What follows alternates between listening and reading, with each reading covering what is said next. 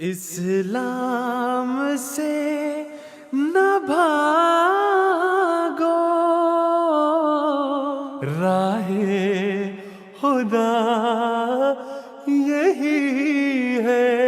اے سونے والو جاگو، شمس الضحیٰ یہی ہے۔ اعوذ باللہ من الشیطان الرجیم، بسم اللہ الرحمن الرحیم۔ ناظرین کرام، السلام علیکم ورحمۃ اللہ وبرکاتہ۔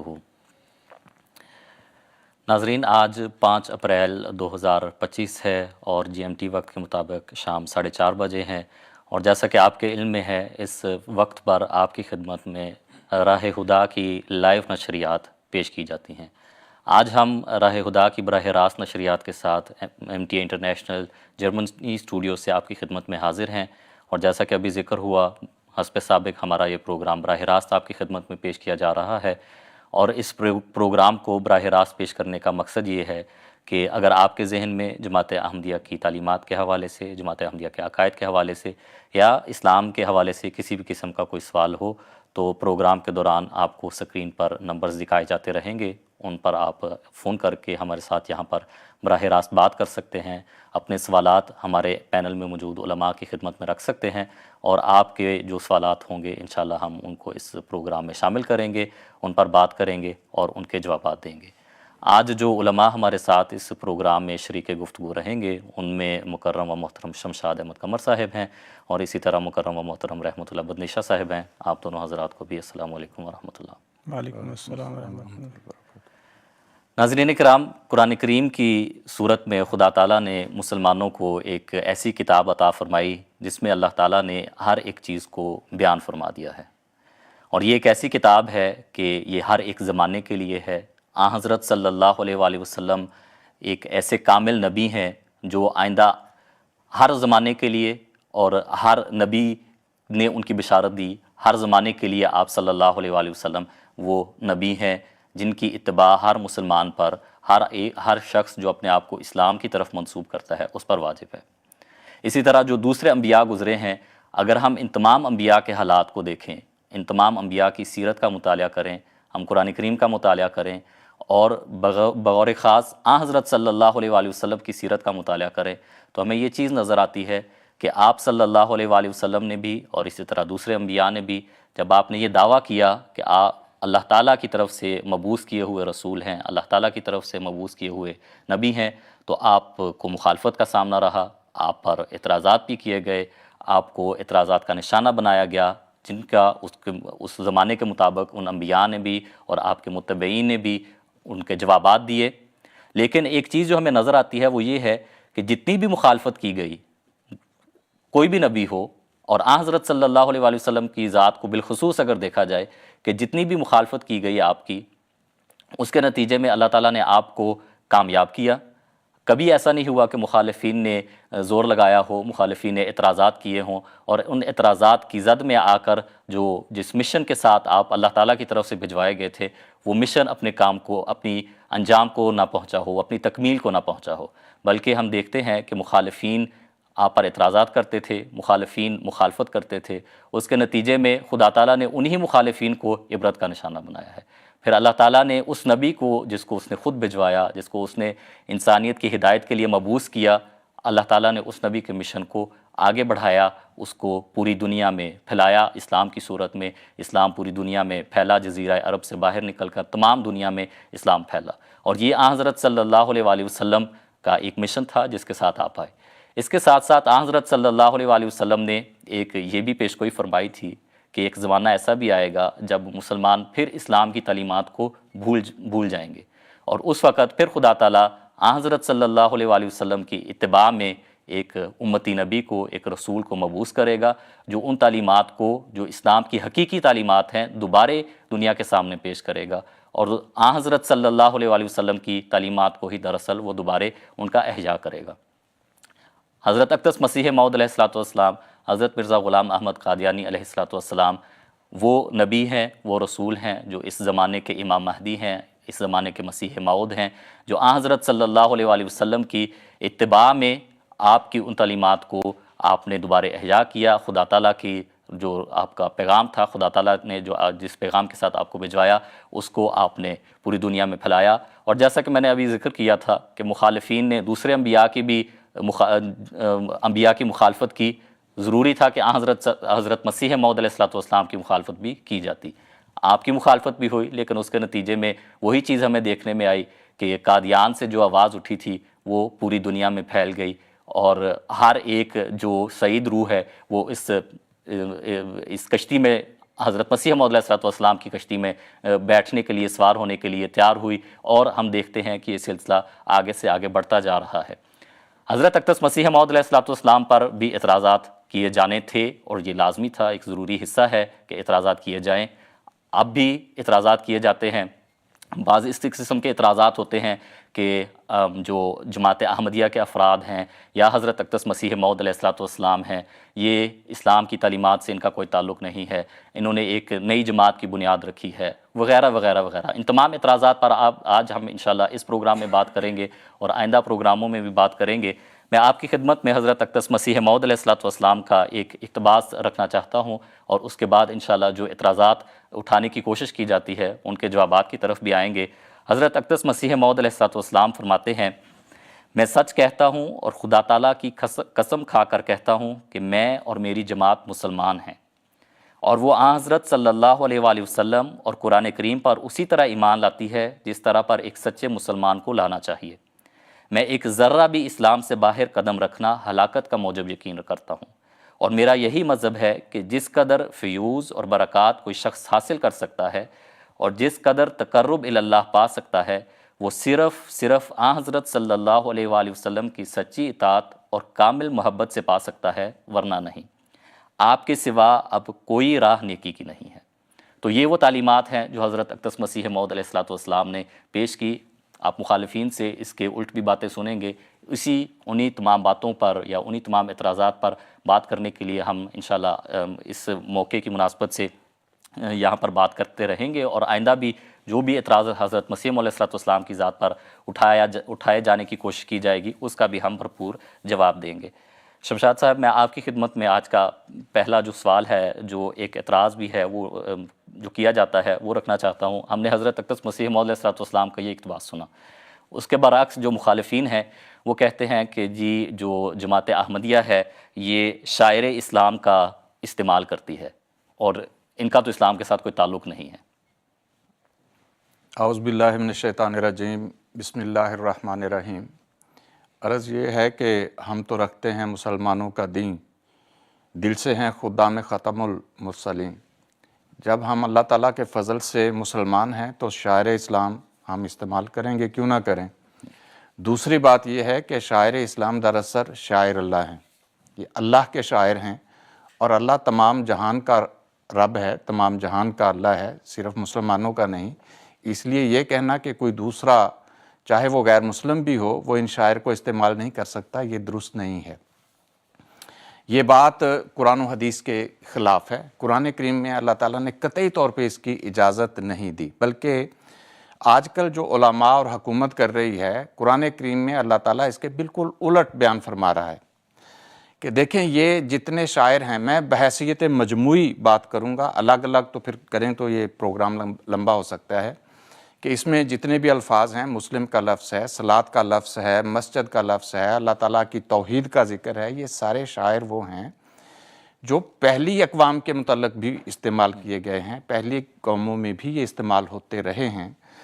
ہاں یہ ٹھیک ہے کہ آج کل اسلام بھی اسی خدا کی طرف سے ہے تو مسلمانوں میں بھی یہ استعمال ہوتے ہیں۔ اب جہاں تک ان شاعر کا تعلق ہے، یہ ذہن میں رکھیں کہ صفا و مروہ کے بارے میں بھی اللہ تعالیٰ فرماتا ہے کہ ان الصفا والمروۃ من شعائر اللہ، کہ صفا و مروہ جو ہیں یہ بھی اللہ تعالیٰ کے شاعر میں سے ہیں، یہ بھی اللہ تعالیٰ کی نشانات، اس کی نشانیوں میں سے ہیں۔ اب جب کافروں کا غلبہ تھا، حکومت تھی، طاقت ان کے پاس تھی، اس وقت آن حضور صلی اللہ علیہ وسلم اور آپ کے صحابہ کو وہ صفا و مروہ کا طواف نہیں کرنے دیتے تھے۔ مثال کے تو حالانکہ اللہ تعالیٰ کی طرف سے ایک خواب دکھائی گئی، تو آن حضور صلی اللہ علیہ وسلم اس خواب کے نتیجے میں تشریف لائے اپنے صحابہ کے ساتھ، لیکن حدیبیہ کے مقام پہ آپ کو روک دیا گیا، داخل نہیں ہونے دیا گیا۔ تو یہ واقعات چلے۔ اس کے بعد جب مکہ فتح ہوا تو بعض صحابہ کے دل میں بھی یہ خیال آیا کہ جب مشرکین، کیونکہ یہ صفا و مروہ کا طواف، خانہ کعبہ کا طواف جو تھا وہ تو پہلے زمانہ جاہلیت میں بھی ہوتا تھا، یہ حضرت ابراہیم علیہ السلام کے بعد چلتا چلا آ رہا ہے۔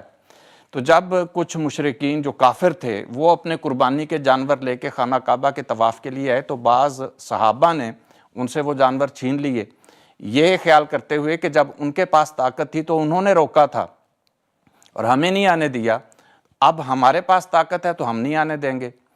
تو جب صحابہ نے ان کے جانور چھین لیے اور ان کو روک دیا کہ آپ خانہ کعبہ کا طواف نہیں کر سکتے، صفا و مروہ کا طواف نہیں کر سکتے، تو سورہ مائدہ کی آیت نمبر 3 یہ احادیث میں ہے اور مفسرین بیان کرتے ہیں کہ اس کا شان نزول ہی یہ تھا۔ اس میں اللہ تعالیٰ فرماتا ہے یا ایھا الذین آمنوا لا تحلوا شعائر اللہ ولا الشہر الحرام ولا الہدی ولا القلائد ولا آمین بیت الحرام یبتغون فضلا من ربہم ورضوانا وإذا حللتم فاصطادوا ولا یجرمنکم شنآن قوم ان صدوکم عن المسجد الحرام ان تعتدوا وتعاونوا علی البر والتقوی ولا تعاونوا علی الاثم والعدوان۔ اللہ تعالیٰ بیان فرما رہا ہے کہ یہ مت کرو جو تم کر رہے ہو، یعنی صحابہ نے ان سے جانور چھینے تھے، ان کو روکا تھا۔ اللہ فرما رہا ہے کہ یہ شاعر اللہ ہیں، یہ اللہ کی نشانیاں ہیں، اللہ کے شاعر ہیں، اللہ کی عبادت کرنے کے لیے کوئی کافر بھی اگر آتا ہے خدا کی عبادت کی نیت سے، تو یہ جو جگہ ہے یہ ایسی جگہ ہے، ایسے شاعر ہیں جن کی حرمت خدا تعالیٰ نے بیان فرمائی ہے، جس کو اللہ نے حرمت، جس کی اس کا حرمت کا اعلان کیا ہے، تم اس کی حلت کا اعلان نہیں کر سکتے۔ لا تحلوا شعائر اللہ ہے، اللہ کے شاعر کو حلال قرار مت دو، یعنی ان کو مت روکو جو خدا کی عبادت کے لیے آ رہے ہیں، اور ان قربانی کے جانوروں کو بھی نہ روکو جن قربانی کے جانوروں کے گلے میں وہ نشانی کے طور پہ پٹا ڈال دیا گیا ہے، اور وہ لوگ جو بیت الحرام کا قصد رکھتے ہیں، اس ارادے سے آئے ہیں، فرمایا کہ وہ چاہتے ہیں کہ یبتغون فضلا من اللہ ورضوانا، وہ اللہ کا فضل اور اس کی رضامندی چاہتے ہوئے ہیں، یعنی اللہ کی عبادت کرنے کے لیے آئے ہیں، تو ان کو مت روکنا۔ تو شاعر اللہ کا حکم تو اللہ تو یہ بیان فرما رہا ہے کہ جو اللہ کی عبادت کے لیے آتا ہے اس کو تم منع نہیں کر سکتے۔ یہ کہتے ہیں کہ نہیں یہ شاعر اللہ ہیں، ہم کسی اور کو کرنے نہیں دیں گے، یہ تو خدا تعالیٰ کے بالکل مخالف خود خدا بننے والی بات ہے۔ یعنی اللہ جس سے منع کر رہا ہے کہ یہ نہیں کرنا، یہ کہتے ہیں ہم نے کرنا ہے۔ اچھا، کیوں صحابہ نے کیوں روکا تھا؟ کہ انہوں نے اپنے دور میں جب ان کے پاس طاقت تھی ہم کو روکا تھا، اب ہمارے پاس طاقت ہے ہم روکیں گے۔ اللہ کیا فرما رہا ہے؟ فرمایا کہ نہیں، ایسا نہیں کرنا۔ لا یجرمنکم شنآن قوم ان صدوکم عن المسجد الحرام، اس لیے روک رہے ہو کہ انہوں نے تمہیں مسجد حرام سے روکا تھا؟ نہیں، دشمنی اپنی جگہ، کسی قوم کی دشمنی بھی تمہیں اس بات پر آمادہ نہ کرے کہ انہوں نے اپنے دور میں روکا تھا ان تعتدوا، کہ تم بھی وہی زیادتی کرو جو زیادتی انہوں نے اپنے زمانے میں کی تھی۔ اللہ فرما رہا ہے تم نے ایسا نہیں کرنا۔ تم نے کیا کرنا ہے؟ فرمایا وَتَعَاوَنُوا عَلَى الْبِرِّ وَالتَّقْوَى، ہر نیکی اور تقوی کا جو بھی کام ہے اے مومنو تمہارا فرض ہے کہ اس میں تعاون کرو۔ یہ حکم ہے اللہ کا کہ نیکی اور تقوی کے کام میں تعاون کرنا ہے، اس سے منع نہیں کرنا۔ ہاں وَلَا تَعَاوَنُوا عَلَى الْإِثْمِ وَالْعُدْوَانِ، گناہ کی کوئی بات کر رہا ہے، کوئی بغاوت کی بات ہو رہی ہے، وہاں آپ تعاون سے انکار کر سکتے ہیں، عدم تعاون ہو سکتا ہے، لیکن نیکی اور تقوی کے معاملے میں خواہ کوئی یہودی ہے، خواہ کوئی عیسائی ہے، خواہ کوئی مشرک ہے، کافر ہے، مسلم ہے، جو بھی ہے، آپ اس کو منع نہیں کر سکتے۔ خدا نے، یہ ہے شاعر اللہ۔ اللہ فرما رہا ہے کہ یہ میرے شاعر ہیں، تم کون ہوتے ہو منع کرنے والے؟ یہ مذہبی آزادی کا اعلان خدا تعالیٰ بیان فرما رہا ہے۔ فرمایا کہ نہیں، نیکی تقویٰ جہاں بھی ہوگا تمہارا فرض ہے کہ تم ان کے ساتھ تعاون کرو۔ اب 84 کا آرڈیننس کیا ہے کہ جس بات سے خدا نے روکا ہے کہ یہ نہیں کرنا، 84 کا آرڈیننس یہ بتا رہا ہے کہ حکومت کہہ رہے نہیں ہم نے وہ کرنا ہے۔ خدا نے جس بات سے روکا ہے ہم وہ کریں گے، اور خدا نے جس کا اجازت دی ہے کہ وہ کر سکتے ہیں تم کہہ رہے ہو ہم نہیں کرنے دیں گے۔ یہ تو خدا سے لڑنے والی بات ہے بھائی، کو خدا کا خوف کریں۔ یہ طریقہ درست نہیں ہے، یہ مولوی روکے یا مولوی نما کوئی حکمران روکے، اللہ ان کو اجازت نہیں دیتا کہ شاعر اللہ کے معاملے میں کسی کے ساتھ دخل اندازی کرو۔ ایک دوسری آیت میں پھر اللہ تعالیٰ فرماتا ہے، سورہ آل عمران کی آیت نمبر 65 ہے کہ یا اہل الکتاب تعالوا الی کلمۃ، اہل کتاب یعنی یہودیوں عیسائیوں کو بھی اللہ تعالیٰ بیان فرما رہا ہے کہ تم بھی آ جاؤ، جو ہمارے درمیان مشترک باتیں ہیں ان میں تو کم از کم ہم ایک دوسرے سے تعاون کریں۔ فرمایا تعالوا الی کلمۃ سواء بیننا و بینکم، کہ جو ہمارے اور تمہارے درمیان برابر ہیں چیزیں، ان میں ہم ایک دوسرے کے ساتھ تعاون ہمیں کرنا چاہیے۔ وہ کیا ہے؟ اللہ نعبد الا اللہ، کہ ہم اللہ کے سوا کسی کی عبادت نہ کریں، ولا نشرک بہ شیئا، اور اس کے ساتھ کسی کو شریک نہ ٹھہرائیں، ولا یتخذ بعضنا بعضا اربابا من دون اللہ، اور اللہ کو چھوڑ کر ہم آپس میں ایک دوسرے کو رب نہ بنائیں، اللہ کو رب رہنے دیں، اللہ کو ہی رب بنائیں۔ یہ ہمارے رب بننے کی کوشش کر رہے ہیں، یہ ممکن نہیں ہے کہ ہم ان کو رب بنا لیں، اللہ منع فرما رہا ہے اس بات سے۔ اور یہ جو فرمایا کہ جو شاعر اللہ برابر ہیں، جو کلمہ سوا ہے، دونوں کے درمیان مشترک ہے، ان سے کوئی مسلمان کسی کافر کو بھی منع نہیں کر سکتا۔ ہم تو اللہ کے فضل سے کلمہ گو ہیں، ہم اپنے آپ کو کافر تسلیم ہی نہیں کرتے، لیکن فرمایا کہ کافر کوئی ہے بھی، کوئی یہودی ہے، کوئی عیسائی ہے، کوئی دوسرے مذہب سے تعلق رکھتا ہے، ان کو بھی تم منع نہیں کرتے، لیکن تم کر نہیں سکتے بلکہ ان کو بلاؤ اس طرف۔ یہ بلانے کی بجائے روک رہے ہیں، کر کیا رہے ہیں؟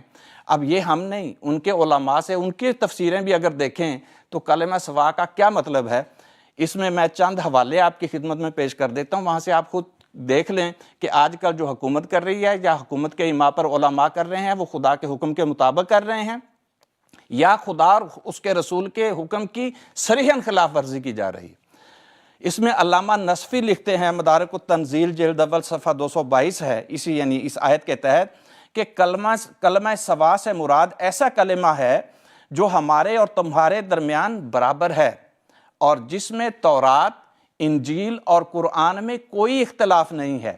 تو یہ میں اردو ترجمہ بتا رہا ہوں، اس میں عربی آپ کے سامنے اگر ہے ممکن تو دکھائی جا سکتی ہے۔ اور وہ لکھتے ہیں کہ اور کلمہ سے مراد یہ ہے کہ ہم اللہ کے سوا کسی کی عبادت نہ کریں، یعنی خدا کی عبادت سے کوئی کسی کو بھائی منع نہیں کر سکتا۔ اچھا، مولوی مودودی صاحب تفہیم القرآن میں لکھتے ہیں، وہ کہتے ہیں کہ کوئی شخص خواہ وہ غیر مسلم ہی کیوں نہ ہو، اگر اپنے عقیدہ و عمل میں خدائے واحد کی بندگی اور عبادت کا کوئی جزو رکھتا ہے تو اس جز کی حد تک مسلمان اس سے موافقت کریں گے اور ان شاعر کا بھی پورا احترام کریں گے۔ یہ مولوی مودودی صاحب جو آج کل جماعت اسلامی کے بانی ہیں، وہ تحریر کر رہے ہیں، اور مزید لکھتے ہیں کہ اس وقت یہ حکم دیا گیا کہ یہ لوگ مشرک ہی صحیح، تمہارے اور ان کے درمیان جنگ ہی صحیح، مگر جب یہ خدا کے گھر کی طرف جاتے ہیں تو انہیں نہ چھیڑو۔ کیا لکھتے ہیں کہ جب یہ خدا کے گھر کی طرف جاتے ہیں تو انہیں نہ چھیڑو، حج کے مہینے میں ان پر حملہ نہ کرو، خدا کے دربار میں نظر کرنے کے لیے جو یہ جانور لیے جا رہے ہوں ان پر ہاتھ نہ ڈالو، کیونکہ ان کے بگڑے ہوئے مذہب میں خدا پرستی کا جتنا حصہ باقی ہے وہ بجائے خود احترام کا مستحق ہے، نہ کہ بے احترامی کا۔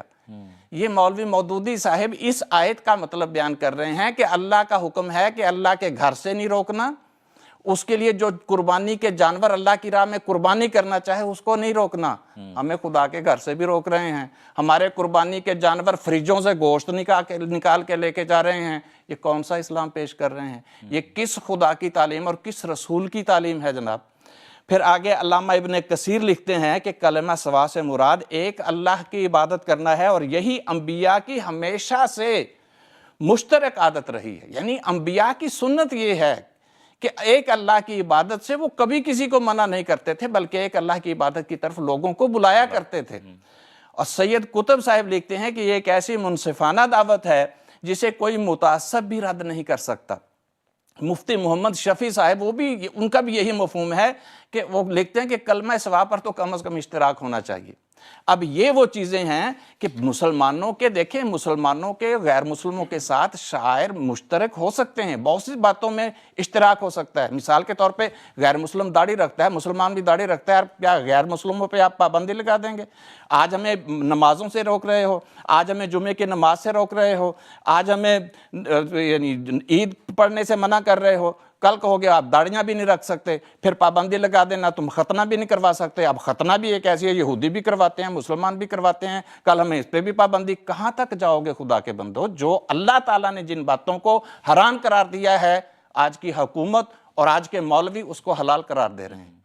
تو بندہ سوچے کہ ہم خدا کی مانیں یا ان کی مانیں، تو پھر ہمارے لیے ایک ہی راستہ ہے کہ ہم خدا کو نہیں چھوڑ سکتے، ان کو چھوڑنا ہمیں فرض بن جاتا ہے۔ ٹھیک ہے، جزاکم اللہ۔ آپ نے مختلف حوالہ جات سے بھی جو اصل اسلام کی تعلیم ہے اس کو آپ نے ہمارے ناظرین کے سامنے رکھا ہے۔ تو دراصل یہی بات ہے، اور جو اعتراضات اٹھائے جاتے ہیں وہ ایسی صورت میں ہی اٹھائے جاتے ہیں کہ آدھی بات بیان کی جاتی ہے، مکمل تعلیم جو اسلام کی حقیقی تعلیم ہے اس کو پیش نہیں کیا جاتا۔ تو شمشاد صاحب نے بڑے خوبصورت انداز میں اس چیز پر روشنی ڈالی ہے، جزاکم اللہ۔ رحمت اللہ صاحب، ہم بات کر رہے ہیں جو اعتراضات اٹھائے جاتے ہیں حضرت مسیح موعود علیہ السلام پر یا جماعت احمدیہ پر، تو وہ مختلف قسم کی نوعیت کے اعتراضات ہیں۔ ان میں سے ایک اعتراض یہ بھی ہے کہ حضرت اقدس مسیح موعود علیہ السلام کی ایک عبارت ہے، ایک حوالہ ہے، وہ پیش کر کے وہ کہتے ہیں کہ میں وہ پڑھ دیتا ہوں کہ حضور فرماتے ہیں، خاص کر وہ خلیفہ جس کی نسبت بخاری میں لکھا ہے کہ آسمان سے اس کی نسبت آواز آئے گی کہ ھذا خلیفۃ اللہ المہدی۔ اب سوچو کہ یہ حدیث کس پائے اور مرتبے کی ہے جو ایسی کتاب میں درج ہے جو اصح الکتب بعد کتاب اللہ ہے۔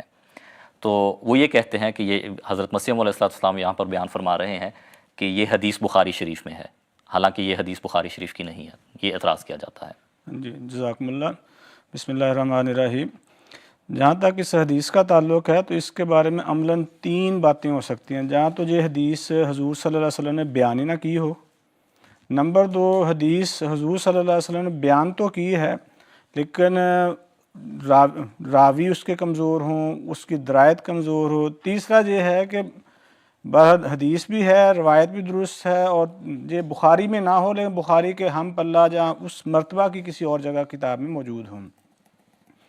جہاں تک اس بات پہلے پوائنٹ کا تعلق ہے تو کوئی غیر احمدی اس بات کا انکار کرتا ہی نہیں ہے کہ یہ حدیث بخاری میں نہیں تو باقی دیگر کتب میں موجود نہیں ہے۔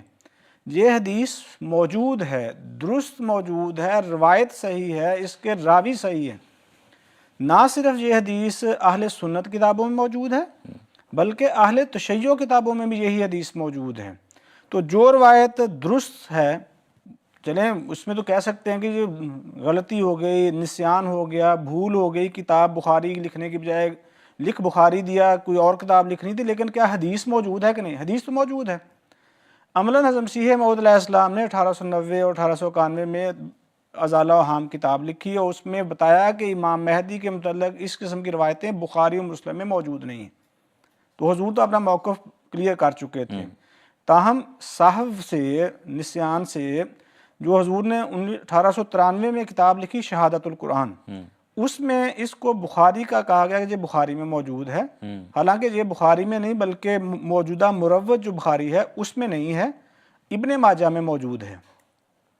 اور عجیب بات ہے کہ ابن ماجہ میں جہاں یہ روایت لکھی ہے وہاں آج ہمارے بر صغیر میں شائع ہوئی ہے ابن ماجہ، اس کے نیچے حاشیہ لکھا ہوا ہے، وہاں اس کے نیچے 3 پوائنٹس لکھے گئے ہیں۔ نمبر 1 کہتے ہیں جی اسنادہ صحیح، یعنی یہ روایت جو ہے کہ جب فَإِذَا رَأَيْتُمُوهُ فَبَایُوهُ وَلَوْ حَبًّا مِنَ الثَّلْجِ، کہ جب امام مہدی کو دیکھو اس کی بیعت کرو، خواہ تمہیں پہاڑوں کے تودوں پر سے جو برف کے ہیں ان سے گزر کر جانا پڑے۔ کیوں؟ فَإِنَّهُ خلیفۃ اللہ المہدی، کیونکہ وہ اللہ کا خلیفہ مہدی ہے۔ کہتے ہیں نمبر 1 اسنادہ صحیح، یہ حدیث سند کے لحاظ سے درست ہے۔ دوسرا کہتے ہیں رجالہ ثقات، کہ اس کے روایت کرنے والے جو افراد ہیں ان کی ثقاحت موجود ہے۔ تیسرا انہوں نے لکھا ہے کہ امام حاکم نے کتاب لکھی، مستدرک امام حاکم معروف کتاب ہے حدیث کی، ان میں امام حاکم کا کہنا ہے کہ میں نے اس میں وہ روایات لکھی ہیں بالعموم جو صحیح بخاری کے مقام پر ہیں، صحیح مسلم کے مقام پر ہیں، لیکن امام بخاری اور امام مسلم ان کو لکھ نہیں پائے کسی وجہ سے۔ اس میں بھی یہ روایت لکھی ہے اور کہتے ہیں صحیح علی شرط شیخین، کہ یہ روایت صحیح بھی ہے۔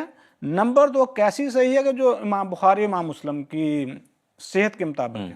ٹھیک ہے، پہلا تو یہ ہے کہ یہ حدیث موجود ہے، نمبر 2 اس کی روایت کرنے والے درست موجود ہیں، نمبر 3 اس کی اسناد ٹھیک ہے، نمبر 4 یہ امام بخاری اور امام مسلم کے ہم پلہ جو کتب ہیں ان میں موجود ہے۔ اب اگلا حصہ یہ بن جاتا ہے کہ شاید کوئی سمجھے کہ بھئی بہرحال مرزا صاحب نے ابن ماجہ کی لکھنے کی بجائے کیوں پھر بخاری شریف لکھ دی ہے.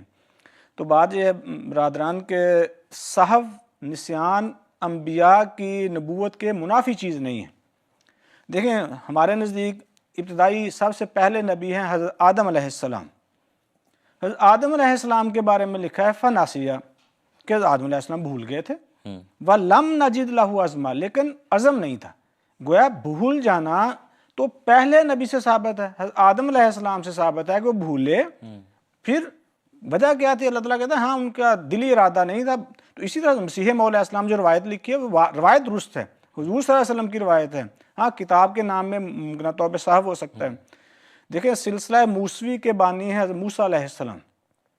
ان کے بارے میں سورہ کہف میں لکھا ہے کہ جب حضرت موسیٰ علیہ السلام اپنی ساتھی کے ساتھ جا رہے تھے، ناسیہ ہوتاہما، وہ اپنی مچھلی کو بھول گئے. تو کیا بھولنا حضرت موسیٰ علیہ السلام کی نبوت کی منافی بات ہے؟ بلکہ اسی جگہ موسیٰ کا پھر اقرار موجود ہے. کہتے ہیں کہ اپنے ساتھی کو کہتے ہیں جو عام طور پہ خضر کو بیان کیا جاتا ہے، موسیٰ کہتے ہیں لا تؤاخذنی بما نسیت، میں بھول گیا ہوں. کون بھولے ہیں؟ موسیٰ خود اقرار کر رہے ہیں. لیکن گزارش یہ ہے کہ میرے اس بھولنے پر مجھ سے مواخذہ نہ کریں.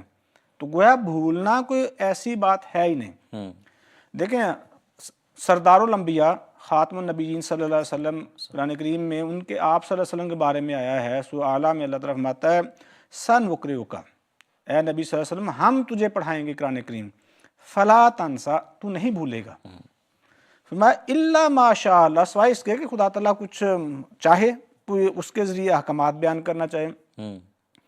چیمہ سے روایات میں لکھا ہے کہ ایک دن حضور صلی اللہ علیہ وسلم گزر رہے تھے تو حضور نے دیکھا ایک صحابی کو تلاوت کرتے ہوئے. فرمایا اللہ تعالیٰ اس شخص پہ رحم کرے، اس نے مجھے فلاں آیت جو میں بھول چکا تھا اس کے تلاوت کرنے کی وجہ سے مجھے یاد آ گئی. تو کیا نعوذ باللہ حضور صلی اللہ علیہ وسلم کی نبوت کی منافی بات ہو گئی؟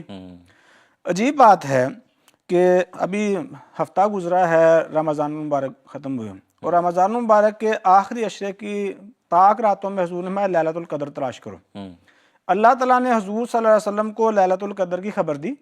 حضور صلی اللہ علیہ وسلم صحابہ کو لیلۃ القدر کی خبر بتانے کے لیے گھر سے باہر نکلتے ہیں. تو باہر چند افراد، چند صحابہ باہم لڑائی کر رہے ہیں، ان کا آپس میں اختلاف ہے. حضور صلح صفائی میں مصروف ہو جاتے ہیں، وہ لیلۃ القدر کی خبر ہی بھول جاتے ہیں کہ کس دن تھی. تو گویا حضور اللہ نے حضور صلی اللہ علیہ وسلم کو بتایا. حضور صلی اللہ علیہ وسلم بتانے کے لیے ہمیں تشریف لاتے ہیں، لیکن ہماری کمزوری کسی وجہ سے، مسلمانوں میں سے چند کی کمزوری کی وجہ سے لیلۃ القدر کی رات کی تعیین بھول گئے. کیا نعوذ باللہ ہم حضور صلی اللہ علیہ وسلم پر اعتراض کریں گے؟ عجیب بات ہے. ایک دفعہ حضور صلی اللہ علیہ وسلم نے نماز پڑھائی، بخاری شریف میں لکھا ہے. تو ایک حضور کے صحابی تھے، ذوالجدین اس کو کہتے تھے، لمبے ہاتھ ہوں گے شاید. تو انہوں نے نماز کے بعد کہا حضور نماز جہاں تو کمی بیشی ہو گئی ہے، جہاں آپ نماز بھول گئے ہیں. حضور صلی اللہ علیہ وسلم ان دو جو آپ نے آپشنز دیے ہیں کہ جہاں تو نماز میں کمی بیشی ہوئی ہے، جہاں آپ نماز بھولے، ان دونوں میں سے کچھ بھی واقعہ نہیں ہوا. لیکن اس صحابی نے اصرار کیا نہیں حضور کچھ نہ کچھ تو ہوا ہے. حضور نے پہلے انکار کیا، ایک سے زائد دفعہ انکار کیا. پھر حضور نے صحابہ سے پوچھا کہ بتائیں بھی یہ کیا کہہ رہا ہے. انہوں نے کہا حضور بات تو بہرحال اس کی درست ہے، جو نماز میں آپ جہاں تو کمی ہو گئی ہے، جہاں پھر آپ بھول گئے ہیں. تو حضور نے ہاں میں نہ کمی ہوئی ہے، ہاں البتہ بھول گیا ہوں. تو حضور نماز میں بھول گئے، جو سب سے اول فرض ہے نماز. ایک دفعہ حضور نے نماز پڑھائی، 2 رکعت پڑھائیں، تو بعد میں سلام پھیر دیا. تو صحابہ نے یاد کروایا تو حضور صلی اللہ علیہ وسلم نے کیا ہی پیارا نسخہ بیان فرمایا انما انا بشر، میں انسان ہوں، انسا کما تنسون، میں بھول سکتا ہوں جیسے تم بھولتے ہو. تو اگر مرزا صاحب کسی جگہ سہون بخاری لکھنے کی بجائے، جب بخاری لکھنا تھا ابن ماجہ لکھ دیا، جب ابن ماجہ لکھنا تھا بخاری لکھ دیا، یہ صحو ہوئی ہے. تو یہ صحو تو مرزا صاحب کو انبیاء کی مطابق میں ثابت کرتی ہے. یعنی ہمارا تو دعویٰ ہرگز ہے ہی نہیں کہ مرزا صاحب خدا ہیں.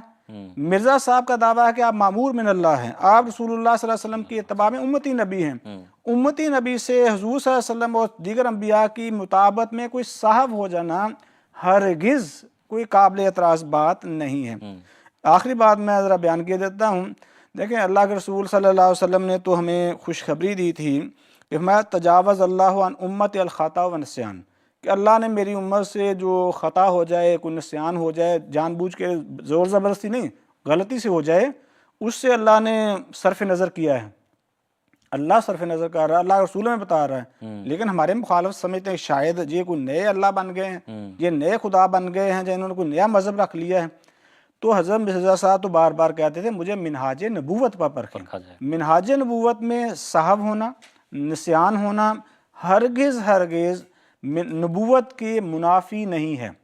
باقی جو مرزا صاحب نے حدیث لکھی ہے، حدیث موجود ہے، یہ نہیں کہ حضور نے غلط حدیث لکھ دی، حدیث موجود ہے، اس کے روایت صحیح ہے، اس کے بیان کرنے والے صحیح ہیں، اور علماء خود کہتے ہیں کہ اللہ شرط صحیح ہیں کہ یہ بخاری و مسلم کی شرطوں پر صحیح حدیث ہے۔ اور ویسے بھی یہ بات بھی ایسی ہے جو اس حدیث میں حضرت صلی اللہ علیہ وسلم بیان فرمائی ہے، جس پہ ہر مسلمان کو اعتقاد بھی ہے کہ اس خلیفہ نے، اللہ تعالیٰ کے مہدی نے آنا ہے۔ بلکہ میں نے بتایا صرف اہل سنت کا نہیں، بہار الانوار پڑھیں، وہاں لکھا ہے کہ شیعہ روایات میں بھی سیم الفاظ کے ساتھ یہ حدیث موجود ہے۔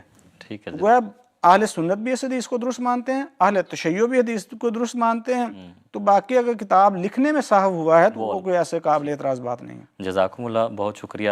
ناظرین کرام، آپ کے سوالات بھی آنا شروع ہو چکے ہیں۔ ہمارے پاس نصیر صاحب کا سوال آیا ہے، پھر عرفان علی صاحب کا بھی سوال آیا ہے، عریف الزمان صاحب کا بھی سوال آیا ہے، تو انشاءاللہ ان کو بھی اب آہستہ آہستہ ہم پروگرام میں شامل کریں گے۔ لیکن قبل اس کے کہ ہم ناظرین کے سوالات کی طرف جائیں، شمشاد صاحب، یہ بھی ایک ایسی ہی بات ہے جو شاعر اسلام کے حوالے سے کے ساتھ بھی تعلق رکھتی ہے، لیکن بالعموم جو عبادت گاہ ہے، مساجد ہیں، اس کے متعلق یہ سوال ہے کہ کیا اسلام میں مذہبی اختلاف کی بنا پر کسی کی عبادت گاہ کو گرانے اور مسمار کرنے کی اجازت ہے؟ یعنی کہ پاکستان میں ہم آج کل بالخصوص جماعت کے حوالے سے یہ دیکھتے ہیں کہ مختلف جگہوں پر یہ کارروائی ہو جاتی ہے یا کرتے ہیں وہ، تو اس کے بارے میں کیا اسلام کی تعلیم ہے؟ دیکھیں، اس میں واضح تعلیم ہے کہ عام حالات میں تو اجازت نہیں ہے۔ اگر کوئی صرف اپنی عبادت گاہوں کو اللہ کی عبادت کے لیے استعمال کر رہا ہے، عبادت گاہ کا مطلب ہی یہ ہے، تو جس کام کے لیے وہ عمارت بنائی گئی ہے، عبادت گاہ بنائی گئی ہے، اگر تو صرف اسی کام کے لیے استعمال ہو رہی ہے، پھر گرانے کی اجازت نہیں ہے۔ اگر اس سے ہٹ کے کسی کام کے لیے استعمال ہو رہی ہے، پھر اس کے لیے کچھ شرائط کو دیکھنا پڑے گا کہ کیا ہیں۔ اگر کوئی اس طرح کرتا ہے کہ کسی کی عبادت گاہ کو زبردستی جبر کرتے ہوئے گراتا ہے، تو جبر کی تعلیم تو قرآن کریم میں بالکل نہیں ہے، اس کی اجازت نہیں ہے۔ اللہ تعالیٰ واضح فرماتا ہے کہ لا اکراہ فی الدین قد تبین الرشد من الغی، کہ اکراہ کی یعنی جبر کی قطعی طور پہ اجازت نہیں ہے، اسلام میں اس کی کوئی گنجائش ہی نہیں ہے، اس لیے کہ ہدایت اور گمراہی یہ بالکل واضح ہیں۔ اسلام دلائل کے ساتھ غلبہ حاصل کرتا ہے، تلوار کے ساتھ نہیں، زبردستی نہیں، جبر کے ساتھ نہیں۔ تو حضور صلی اللہ علیہ وسلم کو بھی اللہ تعالیٰ نے یہی بیان فرمایا کہ ان کو بتا دے کہ لکم دینکم ولی دین، کہ تمہارے لیے تمہارا دین ہے اور ہمارے لیے ہمارا دین ہے۔ اور اگر جبر کرنا جائز ہوتا اور جبر کے ذریعے اسلام پھیلانا ہوتا تو اللہ تعالیٰ خود کر لیتا۔ اللہ فرما رہا ہے کہ وَلَا شَاءَ رَبُّكَ لَآمَنَ مَنْ فِي الْأَرْضِ كُلُّهُمْ جَمِيعًا، کہ اگر اللہ اس طرح زبردستی منوانا چاہتا تو پھر تو کسی کی مجال نہیں ہو سکتی تھی کہ کوئی ایمان نہ لاتا، تو وہ پھر سب کو، یعنی جتنے جو بھی زمین میں ہے، زمین کے اوپر، وہ سب کو مجبور کر سکتا تھا، سب کو مومن بنا سکتا تھا۔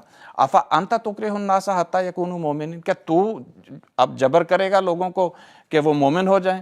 یعنی جب اللہ نے جبر پسند نہیں کیا تو اللہ اپنے رسول کے لیے بھی یہ پسند نہیں کرتا، اپنے بندوں کے لیے بھی یہ پسند نہیں کرتا کہ کوئی زبردستی کسی کو اپنا مذہب منوائے، اس کی اجازت ہی نہیں ہے۔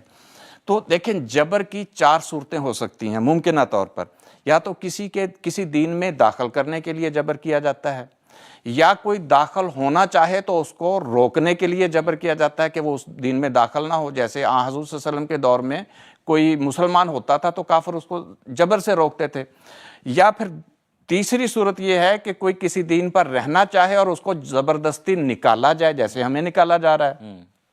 اور چوتھی صورت یہ ہے کہ کوئی نکلنا چاہے، اسے زبردستی رکھا جائے، جیسے قتل مرتد کی سزا قتل ہے، یہ بھی جبر ہے۔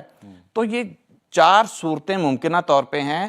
اسلام کے اندر کسی بھی صورت میں جبر کی اجازت نہیں ہے، نہ کسی کو دین میں داخل کرنے کے لیے، نہ کوئی اگر داخل ہونا چاہے تو اس کو روکنے کے لیے، نہ کوئی اگر کسی دین پر قائم رہنا چاہے اس کو زبردستی نکالا جا سکتا ہے، اور اگر کوئی نکلنا چاہے اس کو زبردستی رکھا نہیں جا سکتا۔ تو یہ ساری چیزیں اسلام کے اندر منع ہیں کہ کسی بھی صورت میں آپ نے جبر سے کام نہیں لینا۔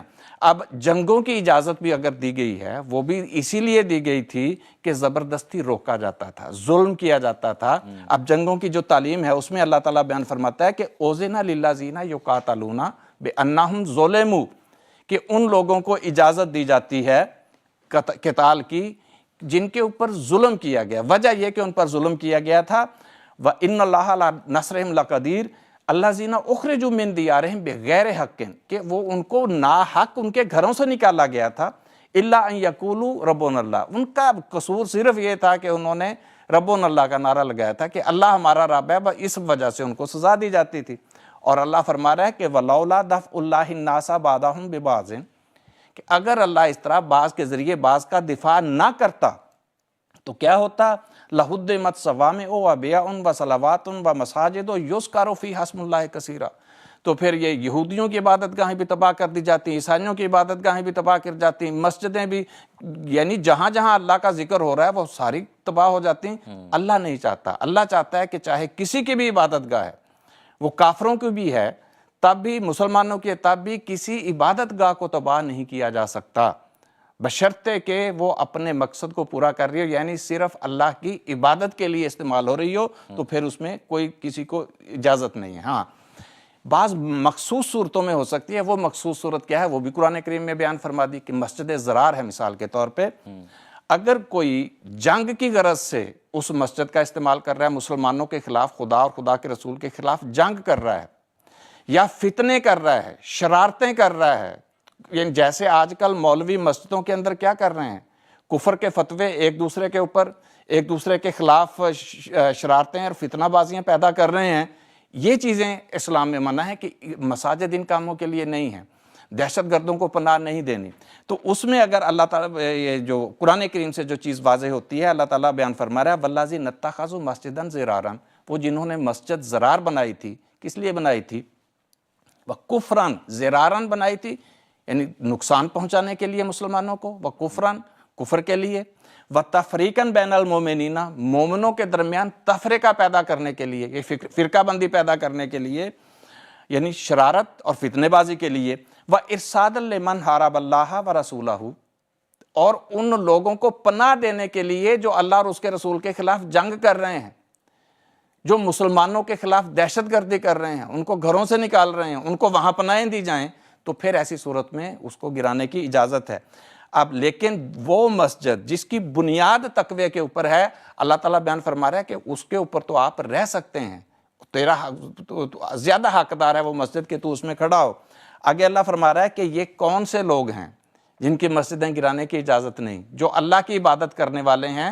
وہ اسی آیت کے چند آیتیں، 2-3 آیتیں آگے جائیں تو اللہ مزید بیان فرما رہا ہے کہ التائبون العابدون الحامدون السائحون الراکعون الساجدون الآمرون بالمعروف والناہون عن المنکر، کہ یہ کون سے لوگ ہیں؟ توبہ کرنے والے، عبادت کرنے والے، اللہ تعالیٰ کی حمد و ثنا کرنے والے، اور خدا تعالیٰ کی خاطر سفر کرنے والے، اور رکوع و سجود کرنے والے، امر بالمعروف کرنے والے، نہی عن المنکر کرنے والے، اور اللہ کے حدود کی حفاظت کرنے والے۔ جو یہ کام کر رہے ہیں ان کی مسجدوں کو نہیں گرایا جا سکتا۔ وہ مسجد ہو، وہ مندر ہو، وہ گرجا ہو، یا یہودیوں کی عبادت گاہ ہو، جہاں صرف اور صرف اللہ کی عبادت کی جا رہی ہے، اس کی تسبیح و تحمید کی جا رہی ہے، اس کو گرانے کی اجازت نہیں۔ لیکن آج دیکھ لیں کہ ہمارے ساتھ جو کچھ ہو رہا ہے وہ یہی ہو رہا ہے کہ ہمارے بندے پکڑے جا رہے ہیں۔ کیا کیا جی انہوں نے؟ نماز پڑھی ہے۔ کیا کیا انہوں نے؟ مسجد میں کیا کر رہے تھے؟ جمعہ پڑھ رہے تھے۔ یہ کیا کیا انہوں نے؟ یہ جی عید کی نماز پڑھ رہے تھے۔ یہ ہے ہمارا جرم۔ لیکن ان کی مسجدیں دیکھ لیں، اور وہ اللہ تعالیٰ پھر دیکھ لیں یہ کون سی مسجد کس کی بن رہی ہے۔ اسلحہ پکڑا جاتا ہے ان کی مسجدوں سے، خودکش بمبار پکڑے جاتے ہیں ان کی مسجدوں سے، دہشت گردوں کو پناہیں مل رہی ہیں ان کی مسجدوں میں، فتنوں کا خروج کہاں سے ہو رہا ہے؟ ان کی مسجدوں سے۔ فتنوں کا جب کھرا تلاش کرتے ہیں کہ یہ کون کہاں سے آیا تو کھرا واپس ان کی مسجدوں میں جاتا ہے، لیکن گرائی جا رہی ہیں ہماری مسجدیں، روکا جا رہا ہے ہم کو، گرفتار کیا جا رہا ہے ان کو جو صرف اور صرف اللہ کی عبادت کر رہے ہیں۔ ایسی عبادت گاہوں کو، وہ مسلمانوں کی ہو یا کافروں کی بھی ہو، قطعی طور پہ خدا کی طرف سے گرانے کی اجازت نہیں ہے۔ ٹھیک ہے، جزاکم اللہ، بہت شکریہ۔ ہمارے ساتھ ایک کالر ہیں، عرفان علی صاحب ہیں پاکستان سے، ان سے بات کر لیتے ہیں۔ السلام علیکم ورحمۃ اللہ وبرکاتہ۔ السلام علیکم۔ جی السلام علیکم۔ وعلیکم السلام ورحمۃ اللہ۔ جی میرا نام نصیر احمد ہے۔ میرا سوال یہ تھا کہ حضرت مسیح موعود علیہ السلام کا جو دعوت نبوت سے پہلے عقیدہ تھا، حضور نے فرمایا تھا کہ وہ ایک رسمی عقیدہ تھا جو میں نے اپنایا تھا، بعد میں وحی ہوئی تو پھر میں نے جو اصل عقیدہ ہے وہ بتایا۔ تو سوال میرا یہ ہے کہ جب حضور کے پاس قرآن اور حدیث کی تعلیم موجود تھی، پھر حضور نے وہ رسمی جو عقیدہ ہے وہ پھر توبہ نعوذ باللہ کیوں اپنایا؟ ٹھیک ہے، ٹھیک ہے، جزاکم اللہ نصیر صاحب۔ میں نے معذرت کے ساتھ عرفان علی صاحب کا ذکر کیا تھا، یہ نصیر صاحب تھے جن سے آپ نے ابھی بات کی ہے۔ تو شمشاد صاحب سے میں درخواست کروں گا کہ اس کے بعد پہلے ہم رحمت اللہ صاحب سے ایک سوال کرتے ہیں، اس کے بعد پھر نصیر صاحب کا یہ سوال ہے، اس پر ہم بات کریں گے۔ عرفان علی صاحب کا میں نے ذکر کیا تھا، ان سے بات نہیں ہو سکی، وہ اپنا ایک سوال پیش کرتے ہیں کہ قرآن کریم کی کوئی آیت یا حدیث پیش کریں جو آپ کے نزدیک بہترین اور صحیح ہو، جس سے ثابت ہوتا ہو کہ مرزا صاحب ہی مسیح ابن مریم اور مہدی ہیں۔ تو اس پر اگر آپ جزاکم اللہ۔ دیکھیں، اللہ تعالیٰ نے قرآن کریم میں حضرت رسول اللہ صلی اللہ علیہ وسلم کے مبعوث ہونے، آپ کے کاموں کے بیان کا تذکرہ کیا ہے، ساتھ ہی آپ صلی اللہ علیہ وسلم کی بعد ایک اور جماعت کے پیدا ہونے اور ان میں انہی کاموں کے جاری رہنے کا تذکرہ کیا ہے۔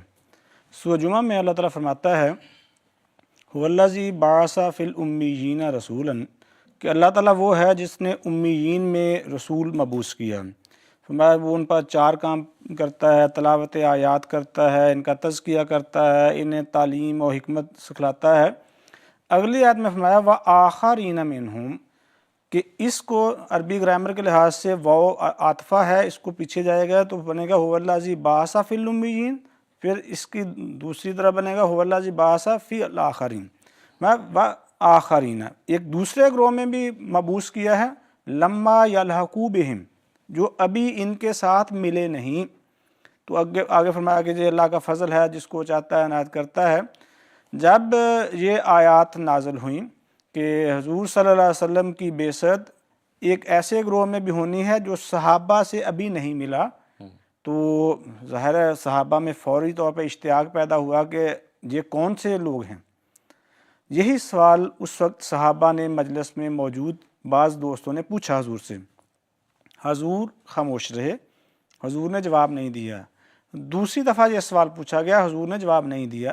تیسری دفعہ یہ سوال پوچھا گیا، حضور نے فرمایا اس وقت تیسری دفعہ پوچھنے میں فرمایا کہ جب ایمان ثریا ستارے تک زمین سے اٹھ جائے گا، لَنَالَهُ رَجُلٌ اور رِجَالٌ مِّنْ هَٰؤُلَاءِ، حضور نے حضرت سلیمان فارسی کندھے پر ہاتھ رکھتے ہوئے فرمایا کہ عربوں کے علاوہ اس فارسی الاصل لوگوں میں سے کوئی ایک شخص یا ایک سے زائد اشخاص ایسے ہوں گے جو ایمان کو ثریا ستارے سے واپس دنیا میں زمین پہ لائیں گے۔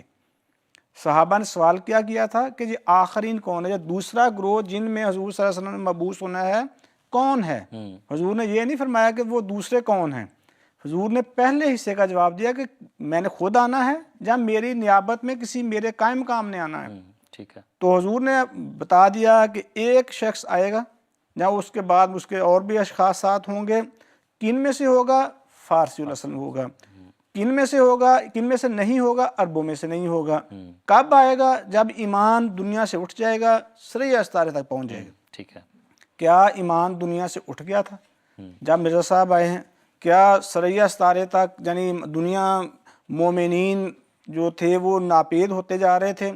ہمیں کہنے کی ضرورت نہیں، کوئی ایک مولوی حضرت مسیح موعود علیہ السلام کی حیات کا ہو، جہاں ایون کہ آج کل کا وہ کہتا ہے، ہر کوئی یہی کہہ رہا کہ ہم تو سارے ختم ہو گئے، ہم میں ایمان رمق باقی نہیں رہی۔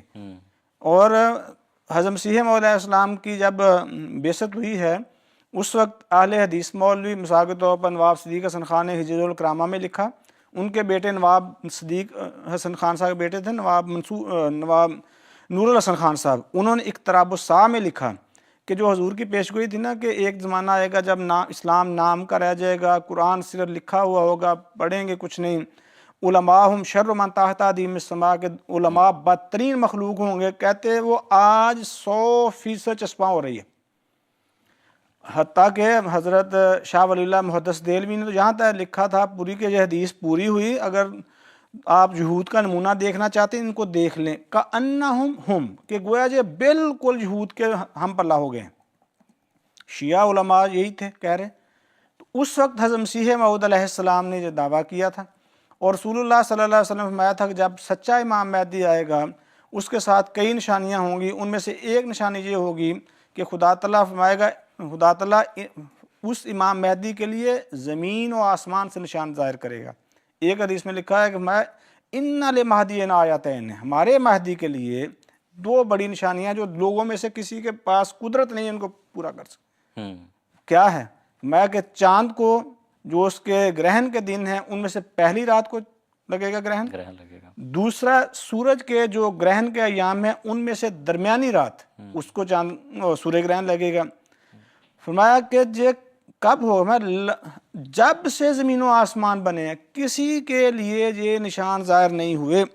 فرمایا کہ تن کا صرف جو سورج ہے وہ درمیان والی رات، سورج کو کب گرہن لگتا ہے یہ دیکھنے والی بات ہے، چاند کو کب گرہن لگتا ہے اسی کے مطابق حضرت مسیح موعود علیہ السلام کی حیات میں 13، 14، 15 رمضان کو جو چاند کے دن تھے، ان میں صلی اللہ کے رسول نے اول لیلہ پہلی رات کو 13 رمضان کو 1894 میں گرہن لگا۔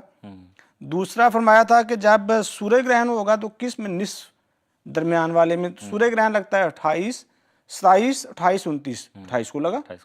تو حضرت مسیح موعود علیہ السلام کی حیات میں 1894 میں یہ نشان پورا ہوا جو حضور کے قدرت میں نہیں تھا نا۔ ایک ہوتا ہے کوئی نشان بندہ پورا کر سکے اپنی محنت سے، آسمان کو آسمان پہ جو نشان ظاہر ہوتے ہیں کسی کے قوت بیان میں نہیں ہے کہ ان کو پورا کر سکے۔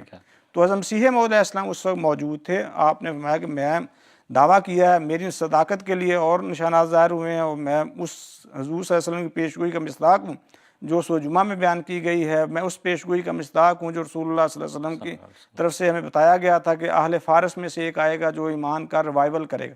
ٹھیک ہے، جزاکم اللہ، بہت شکریہ۔ امید ہے کہ عرفان صاحب کو ان کا جو جواب ہے وہ مل گیا ہوگا۔ اور نصیر صاحب سے ہم نے ابھی بات کی تھی، شمشاد صاحب، ان کا سوال میں ایک دفعہ دہرا دیتا ہوں۔ وہ کہتے ہیں کہ حضرت مسیح علیہ السلام نے آغاز میں حضرت عیسیٰ کی وفات کے قائل نہیں تھے، بعد میں وفات مسیح کا اعلان کر دیا، کیا وفات مسیح کے اعلان سے پہلے نعوذ باللہ حضور علیہ السلام قرآن کریم کو پھر ٹھیک نہیں سمجھتے تھے؟ دیکھیں بات یہ ہے کہ ایک ہوتا ہے نبی کا اپنی سادگی سے اپنا خیال، اور جو قوم اس وقت سمجھ رہی ہوتی ہے نبی بھی اس وقت وہ سمجھ رہا ہوتا ہے، اور ایک ہے جب اللہ تعالیٰ کوئی چیز بیان فرما دیتا ہے۔ نبی کوئی دعویٰ اپنی طرف سے نہیں کیا کرتا، نبی جو بھی دعویٰ کرتا ہے جو اسے خدا بیان فرماتا ہے وہی نبی آگے اس کا اعلان کر دیا کرتا ہے۔ یہ تو حضرت مسیح موعود علیہ السلام کی میں سمجھتا ہوں سچائی کی دلیل ہے۔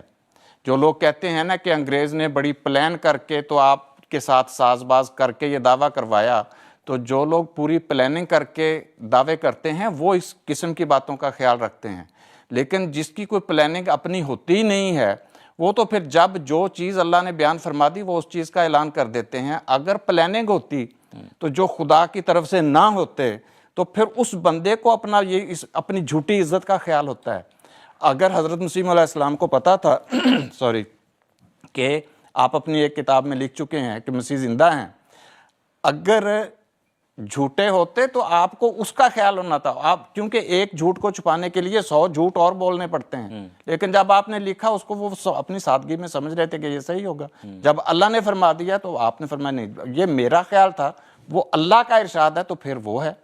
اچھا، اس میں بھی حتی الوسع نبی پوری احتیاط سے کام لیتا ہے۔ میں سمجھتا ہوں یہ تو انہوں نے اس بات کی پرواہ نہیں کی حضرت مسیح علیہ السلام نے کہ میں چونکہ لکھ چکا ہوں اب میں یہ بات نہ کروں، نہیں، جب اللہ نے فرمایا کہ بار بار میری تصحیح فرمائی تو پھر میں نے اس کو چینج کیا کہ بھئی جو خدا فرما رہا ہے پھر وہ ٹھیک ہے۔ اچھا، رہی بات کہ کیا قرآن سے سمجھ نہیں آئی تھی، بات یہ ہے کہ قرآن کی تعلیم بھی اللہ سمجھاتا ہے، اور اللہ قرآن کریم میں بیان فرماتا ہے کہ وَإِن مِّن شَيْءٍ إِلَّا عِندَنَا خَزَائِنُهُ وَمَا نُنَزِّلُهُ إِلَّا بِقَدْرٍ معلوم، کہ ہر چیز کے خزانے ہمارے پاس ہیں اور اس کو ہم ایک معلوم مقدار کے مطابق سٹیپ بائی سٹیپ اتارتے چلے جاتے ہیں۔ حضور صلی اللہ علیہ وسلم پر بھی قرآن کریم یکدم نہیں اترا تھا، بلکہ آہستہ آہستہ اترا تھا۔ تو حضرت مسیح موعود علیہ الصلوۃ والسلام پر قرآن کریم کے معرف بھی یکدم نہیں اتر سکتے تھے، آہستہ آہستہ۔ وہ اللہ تعالیٰ بہتر سمجھتا ہے کہ اس نے اپنے نبی کو کب کون سی بات سمجھانی ہے اور کب کون سی بات بتانی ہے۔ اب رہی یہ بات کہ پہلے بندہ یہ بات ہو سکتی ہے، حضور صلی اللہ علیہ وسلم کتنے سال تک بیت المقدس کی طرف منہ کر کے نماز پڑھتے رہے، لیکن اس کے بعد جب حکم آ گیا تو فوری طور پہ بیت الحرام کی طرف یعنی خانہ کعبہ کی طرف منہ کر لیا۔ تو اب یہاں کیا یہ کوئی اعتراض کرے گا کہ پہلے کیوں نہیں کیا، پہلے کیا پتہ نہیں چلا کہ پہلے کیا غلط کر رہے تھے؟ نہیں، جو پہلے کر رہے تھے وہ بھی ٹھیک تھا، جو بعد میں کیا وہ بھی ٹھیک تھا۔ اور اسی طرح حضور صلی اللہ علیہ وسلم کو یہ آیت اتر چکی تھی، آیت خاتم النبیین، کہ آپ خاتم النبیین ہیں، جس کا مطلب سارے نبیوں سے افضل ہیں، لیکن آپ اپنی سادگی میں یہی سمجھتے رہے کہ نہیں، یہ اللہ تعالیٰ کا فضل ہے کہ اس نے مجھے یہ خطاب دے دیا۔ آپ صحابی ایک یہودی سے جھگڑ رہے ہیں اور وہ یہودی کہہ رہا ہے موسیٰ افضل ہیں، اور وہ صحابی کہہ رہے ہیں کہ نہیں حضور صلی اللہ علیہ وسلم افضل ہیں۔ تو آپ نے جب دیکھا، آپ نے فرمایا لا تفضلونی علی موسیٰ، حالانکہ اللہ نے آیت خاتم النبیین نازل فرما دی تھی، پھر بھی آپ فرما رہے ہیں کہ نہیں، مجھے موسیٰ پر فضیلت مت دو۔ اور پھر اسی طرح حضرت یونس علیہ السلام کے ماننے والے کے ساتھ بحث ہو رہی ہے صحابی کی، آپ نے فرمایا نہیں، جس نے یونس بن متا پر مجھ کو فضیلت دی اس نے جھوٹ بولا، ٹھیک ہے۔ لیکن جب اللہ نے بار بار پھر واضح کر دیا کہ نہیں آپ افضل ہیں، تو پھر آپ نے اعلان کیا انا سید ولد آدم ولا فخر، کہ ہاں ٹھیک ہے، جو اللہ فرما رہا ہے کہ میں ہوں تو پھر میں ہوں۔ تو حالانکہ وہ پہلے بھی تھے، وہ آپ تو تب بھی خاتم النبیین تھے جب فرمایا کہ آدم مٹی اور کیچڑ کی حالت میں تھا۔ تو یہ بات نہیں ہے، اللہ تعالیٰ جب نبی کو کوئی بات سمجھاتا ہے تو پھر نبی اس کے اوپر قائم ہوتا ہے۔ اس سے پہلے اپنی سادگی میں نبی وہ جو عام روٹین کا لوگوں کا عقیدہ تھا، حضرت مسیح علیہ السلام فرماتے ہیں میرا بھی یہی عقیدہ تھا۔ مسلمانوں کے گھر پیدا ہوئے تھے، مسلمانوں کا عقیدہ تھا عیسیٰ علیہ السلام زندہ ہیں، میرا بھی یہی تھا کہ عیسیٰ علیہ السلام زندہ۔ لیکن جب خدا تعالیٰ کی وحی پانی کی طرح بار بار اتری کہ نہیں، وہ مسیح ابن مریم فوت ہو چکا ہے اور اس کے رنگ میں مسیح ہو کر تو آیا ہے، اس کے بعد پھر حضور نے دیکھا کہ جب خدا فرما رہا ہے اس کی یہی مرضی ہے، تو پھر میری بات غلط تھی، خدا کی بات ٹھیک ہے۔ آپ نے تو اپنی بات کو غلط قرار دیا، اللہ کی بات کو تسلیم کیا۔ یہ آپ کی صداقت کی دلیل ہے، آپ کی جھوٹے ہونے کی دلیل نہیں ہے۔ ٹھیک ہے، جزاکم اللہ۔ واقعی یہی نبی کی شان ہے کہ جب خدا تعالیٰ کی طرف سے کوئی حکم آ گیا تو اسی پر عمل کرنا ہے۔ رحمۃ اللہ صاحب، ابھی ہم نے مساجد کا بھی ذکر کیا، ہم نے شاعر اسلام کا بھی ذکر کیا، تو اس سوال میں آپ سے یہ کرنا چاہتا ہوں کہ عموماً دیکھا جاتا ہے کہ جو مساجد ہیں ان کے مینار بنائے جاتے ہیں، تو اب چونکہ پاکستان میں جو جماعت احمدیہ کی مساجد ہیں ان کی مینار گرائے بھی جاتے ہیں، تو ایک سوال یہ پیدا ہوتا ہے کہ کیا جو مینار بنانا ہے یہ صرف مسلمانوں کی خصوصیت ہے کہ وہ مینار بناتے ہیں؟ جزاکم اللہ۔ جہاں تک تو اس کی خصوصیت کا تعلق ہے وہ ہم اگلے حصے میں بیان کرتے ہیں۔ پہلی بات ہے کہ اگر ایک چیز کو میں درست سمجھ رہا ہوں اور میرے درست سے کسی اور کو نقصان نہیں ہو رہا، تو کسی دوسرے کو حق نہیں ہے کہ وہ میرے پر اپنے خیالات کو لازمی طور پر جبر کے ساتھ نافذ کرنے کی کوشش کرے۔ دیکھیں نا، اگر میرے خیال میں مذہبی آزادی حاصل ہے مجھے مینار بنانے کی، تو جو مینار توڑے گا تو ظاہر وہ درست نہیں کر سکتا۔ اور بلکہ قرآن کریم نے چیمہ صاحب بڑی ہی پیاری ایک تعلیم دی ہے۔ قرآن کریم نے بتایا ہے کہ جو چیز میں اپنے لیے پسند کرتا ہوں وہ میں اپنے دوسرے کے لیے پسند کروں، اور جو دوسرے کے لیے میں پسند نہیں، اپنے لیے ناپسند کرتا ہوں وہ دوسرے کے لیے بھی ناپسند کروں۔ بلکہ اللہ تعالیٰ فرماتا ہے کہ جب وراثت کی تقسیم ہو، یتیم آپ سے کچھ طلب کریں تو ان کو دیا کریں۔ وجہ کیا ہے؟ وَلْيَخْشَ الَّذِينَ لَوْ تَرَكُوا مِنْ خَلْفِهِمْ ذُرِّيَّةً ضِعَافًا خَافُوا عَلَيْهِمْ، کہ اگر خدا نہ خواستہ وہ یتیم نہ ہوتے، آج میرے بچے یتیم ہوتے اور طلب کرتے دوسرے نہ دیتے، تو میرے کیا جذبات ہوتے؟ تو بھئی مذہبی آزادی حاصل ہے، اگر مجھے مذہبی آزادی حاصل ہے تو میری اگر آزادی آپ سلب کرتے ہیں تو مجھے تکلیف ہوگی۔ آپ کو مذہبی آزادی حاصل ہے جب آپ کی سلب ہوتی تو پھر آپ کو بھی تکلیف ہونی چاہیے. اگر میری آزادی آپ سلب کریں آپ کو تکلیف نہیں ہوتی, تو اگر کل کو آپ کی کسی جگہ آزادی سلب ہوتی ہے تو پھر آپ کو بھی تکلیف نہیں ہونی چاہیے. یہ حقیقت ہے. ٹھیک ہے. نمبر 2, مینار بنانا صرف اسلام کے ساتھ مخصوص نہیں ہے, یہ دیگر مذاہب میں بھی موجود ہے. دیکھیں نا, ہم یورپ میں بیٹھے ہیں جہاں گرجا گھروں میں بہت بڑے بڑے مینار ہیں. دیگر پاکستان کے علاوہ انڈیا میں جائیں, سکھوں کے مینار ہیں گردواروں پہ, دیگر مذاہب کی عبادت گاہوں پہ مینار ہیں. وہ مینار اسلامی ہیں یا غیر اسلامی, مینار اسلامی یا غیر اسلامی نہیں ہے. عملاً تو خانہ کعبہ پہ بھی مینار کوئی نہیں ہے, نہ حضور صلی اللہ علیہ وسلم کی حیات میں تھا, نہ مسجد نبوی میں تھا. لیکن بھئی اس کو زبردستی کہنا کیونکہ ہم نے بنا لیا ہے آپ اس کو نہ رکھیں, استعمال کر سکتے ہیں. یہ بڑا ٹھیک ہے. ورنہ تو یورپ والے کہیں گے آج کیونکہ ہم نے سائنس کے علوم کو ایجاد کیا ہے, یہ ہماری ملکیت, آپ کوئی اور نہیں کر سکتا. بلکہ شمشاد صاحب جس طرح شروع میں پورا تذکرہ کیا شاعر اسلام کا, دیکھنا مسجد کا تذکرہ وہ کہف والوں نے بنائی تھی, تو پھر مسجد تو مسلمان نہ بنائیں. مسلمان لفظ جو ہے اسلام, حضرت اللہ تعالیٰ کہتا ہے ابراہیم کے لیے ہم نے استعمال کیا تو وہ بھی نہ کریں. بسم اللہ حضرت سلیمان نے لکھی تھی, قرآن کریم خود کا ہے. تو اگر تو اس طرح کرنا شروع کریں گے تو پھر ہماری تو خیر ہے, چلو ہم تو اللہ کے فضل سے اللہ کو ماننے والے ہیں, اللہ کے احکامات کے مطابق حسب ہدایات خلفاء عمل کرنے والے ہیں, ان کا کیا بنے گا؟ کیوں پھر دیکھیں نا, ابھی کچھ عرصہ قبل سوئٹزرلینڈ میں میناروں پر پابندی لگائی, بڑا شور مچا ہمارے ملک میں کہ یہ مذہبی آزادی سلب ہو رہی ہے. بھئی آپ جب کسی کی سلب کرتے ہیں اس وقت آپ کو کوئی خیال نہیں آتا. اس دفعہ کچھ علاقوں میں, بعض کشمیر وغیرہ میں سنا ہے کہ پابندی لگی جی کھلے میدان میں نماز عید ادا نہ کریں. ہمارے پاکستان کے میڈیا پہ اتنا شور تھا جی دیکھیں کتنی مذہبی آزادی میں دخل اندازی ہو رہی ہے. بھئی آپ بھی وہی کر رہے ہیں. اللہ نے تو کہا ہے کہ لا تظلمون ولا تظلمون, نہ تم نے ظلم کرنا ہے نہ تم پر ظلم کیا جانا ہے. آخری بات یہ ہے کہ دیکھیں ہمارے مینار صحیح ہیں یا غلط ہیں, جہاں تو اللہ بتائے, جہاں اللہ کا رسول بتائے. جہاں کوئی مولوی کہے جی آج مجھے اللہ نے تو نہیں قرآن کریم نے کہا کہ مینار آپ نے احمدیوں کے یا کسی کے توڑنے ہیں, نہ رسول اللہ صلی اللہ علیہ وسلم نے کہا ہے. اب جہاں تیسری بات ہے کہ اللہ اب ان کو بتلا دیں, عجیب بات ہے جو وحی الہام کے قائل ہی نہیں ہیں. یہ تو ان کا خیال ہے کہ اب وحی الہام ہوتا ہی نہیں ہے, تو وحی الہام ہوتا نہیں, ان کو کون بتاتا ہے کہ آپ, تو پھر شیطان ہی ان کی طرف وحی کرتا ہوگا. ٹھیک ہے, جزاکم اللہ, بہت شکریہ, آپ نے اس پر بھی بات کی. اب ہمارے پاس تقریباً 3 منٹ ہیں. ایک سوال شمشاد صاحب کی خدمت میں رکھ دیتا ہوں کہ یہ ذکر ہوا تو یعنی کہ اب مختصری اس کا جواب دینا پڑے گا کہ ایک سوشل میڈیا پر ایک عالم نے دین نے یہ ذکر کیا تھا کہ مرزا غلام احمد قادیانی نے اپنے نام کا کلمہ پڑھوایا ہے یا پڑھاتے ہیں. تو اس کے بارے میں اگلے پروگرام میں ہم زیادہ تفصیلاً بھی بات کر سکتے ہیں, لیکن مختصر جواب اگر آپ اس بارے میں دے دیں. دیکھیں یہ تو کہیں بھی ایسی بات نہیں ہے. ٹائم سوال آپ نے لمبا کیا ہے لیکن اس کا جواب اتنا مختصر نہیں ہو سکتا. بہرحال اس میں دیکھیں 3 چیزیں ہو سکتی ہیں. کس بیس پہ انہوں نے یہ بات کی ہے؟ کیا حضرت مسیح موعود علیہ الصلوۃ والسلام نے کہیں یہ دعویٰ کیا ہے کہ میں رسول پاک صلی اللہ علیہ وسلم کے برابر ہوں؟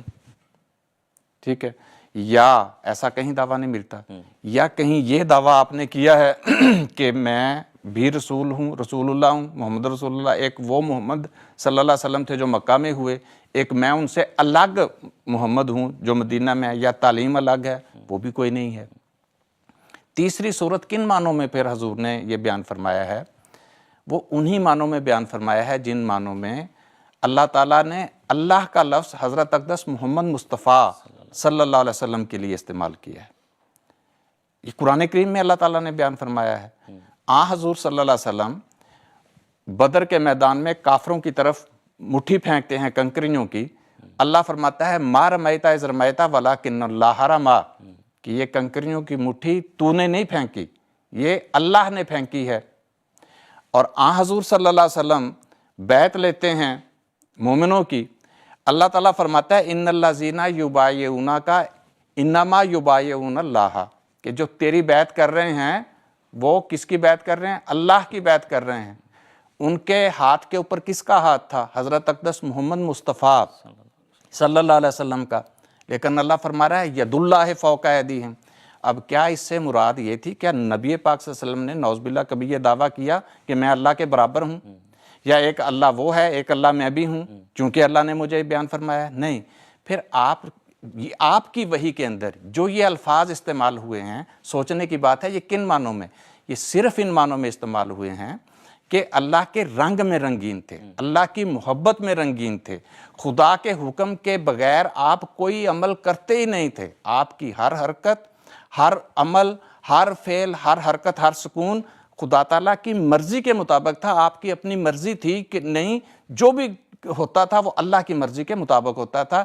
اس کا مطلب ہے کہ آپ اللہ کا، اور یہی حضرت مسیح موعود علیہ الصلوۃ والسلام نے جو بیان فرمایا کہ میں محمد ہوں، ایگزیکٹ انہی معنوں میں ہے کہ میری کوئی مرضی نہیں، جو مرضی بھی ہے وہ حضرت محمد مصطفیٰ صلی اللہ علیہ وسلم کی ہے۔ ٹھیک ہے، جزاکم اللہ۔ اگلے پروگرام میں ناظرین ہم انشاءاللہ اسی سوال کو دوبارہ لیں گے اور زیادہ تفصیل کے ساتھ اس پر بات کریں گے۔ ایک مختصر سا جو جواب اس کا ہو سکتا تھا وہ شمشاد صاحب نے ہمارے سامنے رکھ دیا ہے۔